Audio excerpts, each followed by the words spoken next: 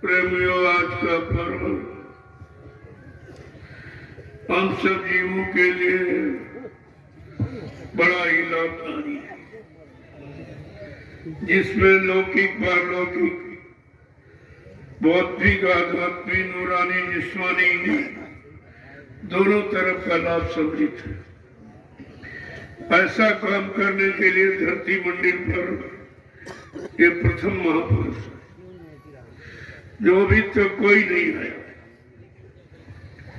ये भी जानकारी आपको रखनी चाहिए कि जो दृश्य आप देख रहे हो ये अपने युग का अनोखा दृश्य, बिल्कुल अनोखा और अनूठा, ऐसा आपने कभी देखा ही नहीं। और ये दृश्य देखते ही नहीं रहा है। ये कैसी फुलवारी फूली है, ये ध्वजों की। इसको समझने के लिए मानव में बुद्धि विवेक चाहिए। ये साधारण रूप से समझा नहीं जा सकता, क्योंकि आपने कभी ऐसा दृश्य देखा नहीं जो आज ये अनोखा दृश्य आपके सामने है, जिसको सारा हिंदुस्तान देख रहा है। तो प्रेमी सब सीधे ये सीधा प्रसारण कर रहे हैं, सबको दिखा रहे हैं, देख लीजिए जगवानों।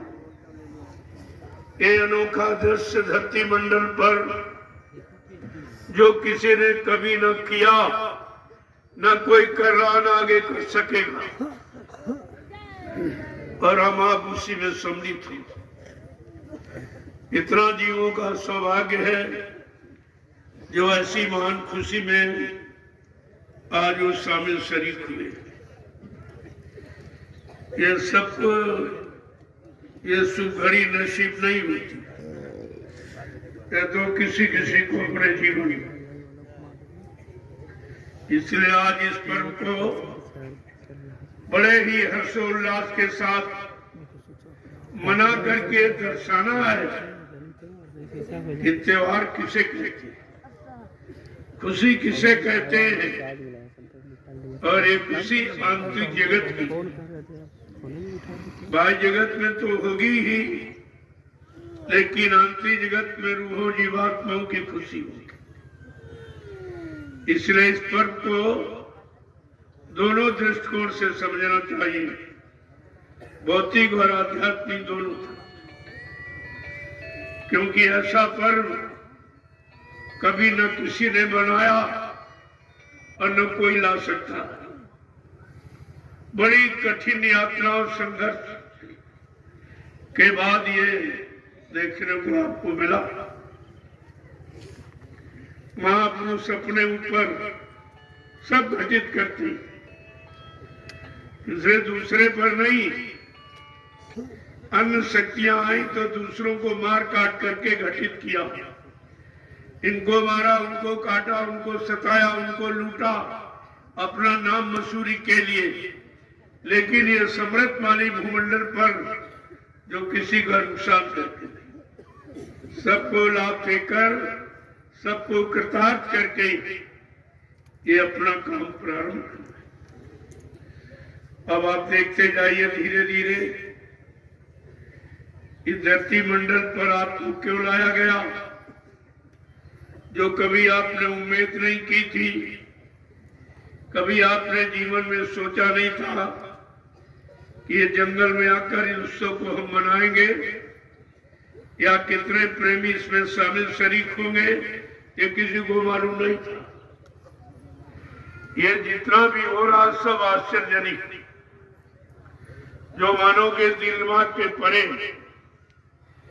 अभी तो इसकी शुरुआत हुई, आगे क्या होगा, कैसा होगा, कितना लाभकारी, लोगों को कितना लाभ पहुंचाने वाला, ये तो धीरे धीरे समझ में सब किया जाए। लेकिन काम जब किया जाता है तो कोई नहीं समझता, जब हो जाता है, लाभ मिलने लगता तो सब उसके आशिक हो जाते। लेकिन इस भूमिका में शामिल शरीक होना, यही आपकी असली पहचान है, आपकी गुरु भक्ति का असली निशान है। तो इसलिए आज पर्व को बड़े ही उत्साह के साथ मना करके ये देश दुनिया को दिखाना है कि त्योहार किसे कहते हैं और किसकी मेहनत परिश्रम से त्योहार बनता है। तो ये एक नया पर्व लोगों के सामने आया कि सांसारिक होली के तुरंत बाद दिवाली और वो आध्यात्मिक दिवाली है। इसको लोग समझ नहीं, इतनी जल्दी समझना आसान नहीं है। ये तो साधना के द्वारा समझा जाएगा, क्योंकि ये खुशी जीवात्माओं की है, उनको अपने निज धाम निज घर जाने की है। इसलिए इस खुशी का वर्णन किसी की समझ में इतनी जल्दी नहीं आ जाती। तो आज आप पूरे दिन व्रत रखें। क्यों? सम्राट दाता दयालु ने जब 21 महीने बेड़ी हथकड़ी पहनकर सब रूहों जीवात्माओं की खुशहाली के लिए जेल में रहे, तो इस गंदी सरकार का उन्होंने एक दाना अन्न का पानी ग्रहण नहीं किया, अन्न जल ग्रहण नहीं किया 21 महीने।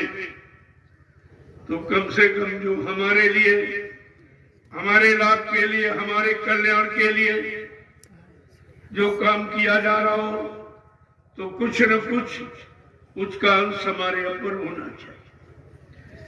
तो आपको आज 3 बजे तक व्रत है। 3 बजे के बाद आपको भंडारे का प्रसाद मिल जाएगा, संतुष्टि हो जाएगी। आज आप सेवा न करके आपस में बैठकर चर्चा करेंगे, प्रार्थना पाठ करेंगे, सुमरन ध्यान भजन करेंगे। आज ये पर्व इसी काम का है। इसलिए सेवा तो 3 बजे के बाद, जब प्रसाद पा लेना, जब जिसकी इच्छा हो वो सेवा कर लेगा। क्यों? कुछ प्रेमी आए, उनको सेवा नहीं मिली, सेवा उनको भी मिल जाएगी। तो आज आपको ये पूरे दिन बैठकर चर्चा करो, प्रार्थना पाठ करो, मतलब यानी कोई जानकारी हो वो जानकारी ले ले आप आपस में बैठकर। क्योंकि इतने दिन में आपको सत्संग सुनाया गया, तो अभी तो समझ में आ जाए आपने सुना कि कुछ नहीं सुना। तो आपस में जब चर्चा करोगे और शब्दों का मंथन होगा, तो कुछ न कुछ उसमें से निकलेगा जो आपके लाभ आएगा। ये काम आपको करना। तो आज तो सत्संग तो होगा शाम को, लेकिन आज दिन में आप केवल यही आपको अवसर दिया जा रहा, बैठकर आपस में चर्चा, सत्संग वचनों की, प्रार्थना पाठ की, और कोई दूसरी चर्चा इधर उधर की नहीं करेंगे। तो इसीलिए आपको ये व्रत का जो रखा गया है, ये भी इसीलिए जब व्रत करके रहेंगे तो इधर उधर मन नहीं भागेगा, क्या खाएं क्या ना खाएं, ये करें वो करें, कुछ नहीं। तो आपको ये करना है। और शाम को दीपावली का रूप देकर, यदि ये देश दुनिया को दिखाना है कि आज तक त्रेता की दिवाली मनाई गई हिंदुस्तान में, लेकिन कलयुग की दिवाली, कलयुग को जीवों को मनाने की मिली ही नहीं थी, तो उनके लिए ये दिवाली तैयार कर दी गई।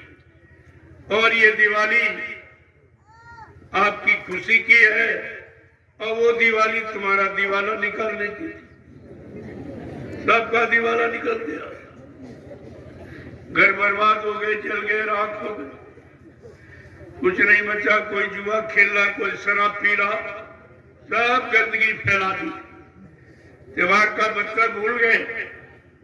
इसलिए नए तरीके से ये कलयुग की दिवाली का शुभारंभ हो रहा है। आप इसको करिए, देखिए क्या रिजल्ट होता है। जय